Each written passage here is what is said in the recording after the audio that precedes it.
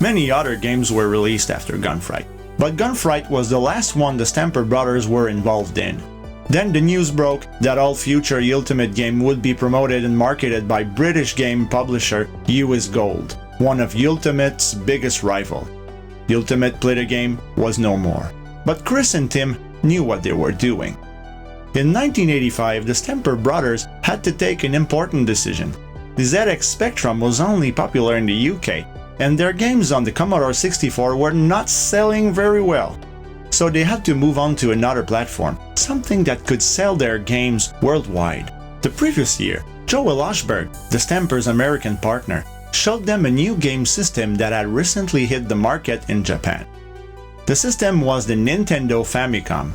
The Stampers believed that it would be an ideal future platform of choice for the company, as it was more sophisticated than the Spectrum, had a worldwide market, and its cartridges had no load times, something that the Spectrum suffered from. As a result, a new subdivision named Rare Limited was established by Ashby Computers and Graphics Limited in 1985. Its main goal was to reverse engineer the console and investigate the codes for Famicom's games to learn more about the console's programming. Unfortunately, Nintendo wasn't particularly interested in setting up partnerships with Western development companies at the time. As an induction process, Nintendo required potential developers to produce an example of a working game for the NES without any assistance or technical documentation. Rare accepted the challenge. So in order to crack the Famicom, Rare needed someone with incredible knowledge of the 6502 processor inside the console. Luckily, they had Dave Thomas, who had done all of the programming on the Pendragon games for the Commodore 64, which has the same kind of processor as the Famicom. Chris Stamper supplied a PC, and he was able to put together a device which enabled the code to be downloaded via the parallel interface onto a cartridge inserted into the console. This gave us the ability to poke around with the various memory locations and try to find out how the graphics and sound were activated. It was literally a case of sending values to the ROM addresses one by one until something happened. After successfully creating a demo game called Space Hunter, the Stamper brothers flew to Nintendo's headquarters in Japan and demonstrated their game to Nintendo executive Minoru Arakawa. Impressed with their efforts, Nintendo decided to grant the Ashby team an unlimited budget for them to work on games for the Famicom platform. This picture was taken on the first ever signing of an outside software developer, Rare, to produce titles for Nintendo's system. So this is how Rare succeeded in reverse engineering the Famicom, which Nintendo claimed was impossible to do, and became the first non-Japanese third-party developer for Nintendo. And with the unlimited budget at their disposition, Rare could now work on a large variety of different games. The first game they released for the NES is Slalom, a skiing video game. The game is okay, nothing out of the ordinary, but if you listen to that song,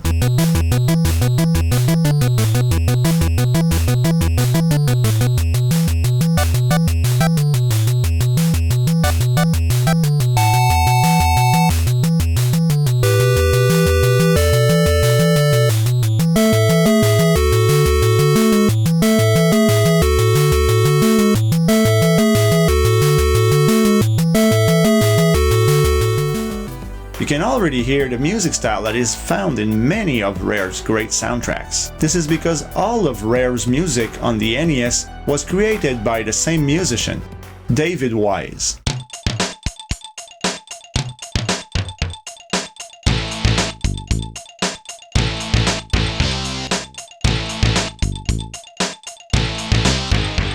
Sometime in 1985, the Stamper brothers went to a music shop in the town of Leicester in the UK. They watched an employee demoing a Yamaha CX-5 that just came out, and they found the music to be quite good. So they asked the employee who had written the demo music. The employee said, "I did." So the Stamper brothers asked the man to come work at Rare as a composer. The employee in question was David Wise. That's what you call being at the right place at the right time.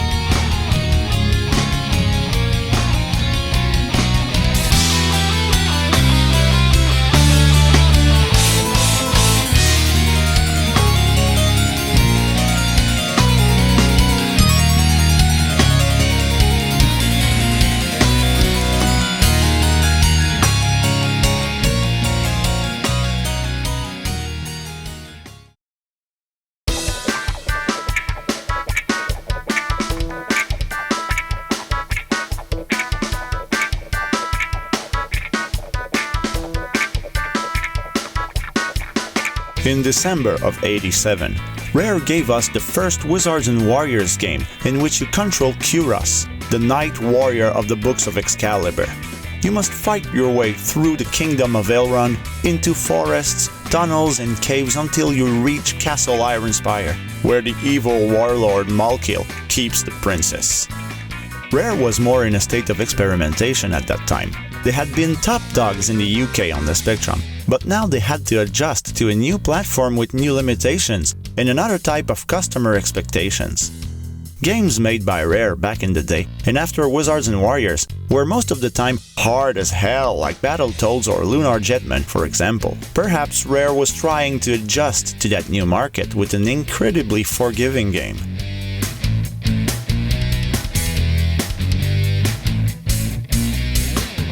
Wizards and Warriors was reviewed in Nintendo Fun Club News, the precursor to Nintendo Power, in which a brief overview of the gameplay was given.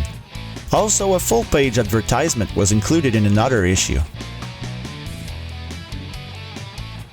Wizards and Warriors also received coverage in the 1989 issue of Videogames and Computer Entertainment. The reviewer lauded the game's challenge and the need for problem-solving. 24 years later, Retro Gamer magazine made a retrospective of the Wizards and Warriors games, saying that Kyros' first adventure was a unique experience for NES gamers in 1987, and technically well ahead of other games for the console at the time.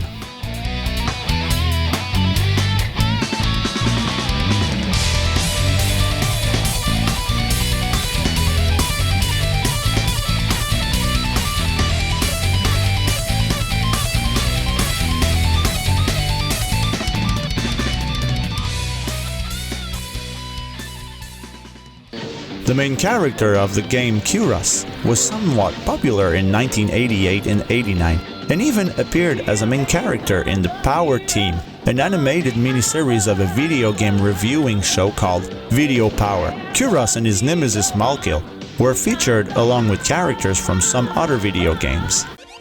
And around 1990, Malkil also appeared in an episode of an animated series called Captain N, the Game Master, in which many popular Nintendo game characters went on adventures based on the worlds of some video games. Come on, we're going to Excalibur! Ew! The only thing I hate more than spiders are giant spiders!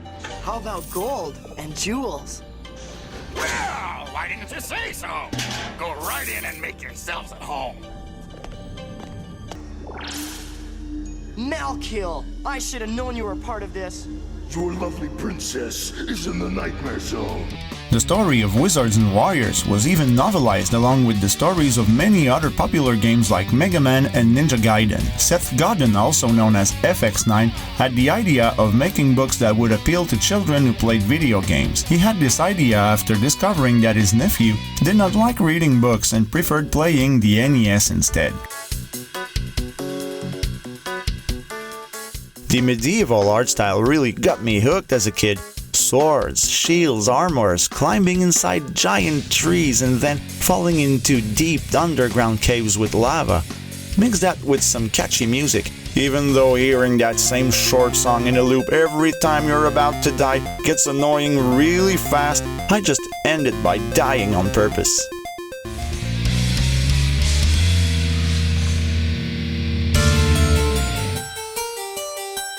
Once you get out of the undergrounds, you'll have to climb the outer walls of Castle Ironspire. You will probably fall a lot here, as the platforms are sometimes sinking into the wall and you'll have to wait for them to come out to progress further. Now, this game is not really what you would call a difficult game. You reappear right where you died, you have infinite continues. They might as well just have given us infinite energy, would have almost have been the same. But the challenge is still there. You will sometimes find it hard to collect the required number of gems to proceed, and you will sometimes get lost trying to find more. The controls are good, but some platforms are just placed in a real clever way so that you will bump your head on the ceiling and fall on a lower sliding slope, and you'll have to climb back again and again. This has been well thought of, I know. Wizards and Warriors Japanese version, Densetsu no Kishi Elrond, was then released 8 months later in Japan. The title screen is different in that version. The viewpoint where we see Kyros against 2 knights is flipped 180 degrees, and of course the logo has changed. Rare had the time to work some more on the game in those 8 months and corrected some of the issues found in the North American version. No more infinite continues, but way less monsters than the Western version. The energy bar is gone and was replaced with a numerical meter. You start with a value of 1500, and if you reach 0, it's game over. But meat gives you back 200 hit points, and you can go higher than 1500. This makes for a way more challenging game. There are some other minor differences like item locations. Pressing select to use the wand or the staff is no longer needed, just hit the attack button. More hidden rooms and so on.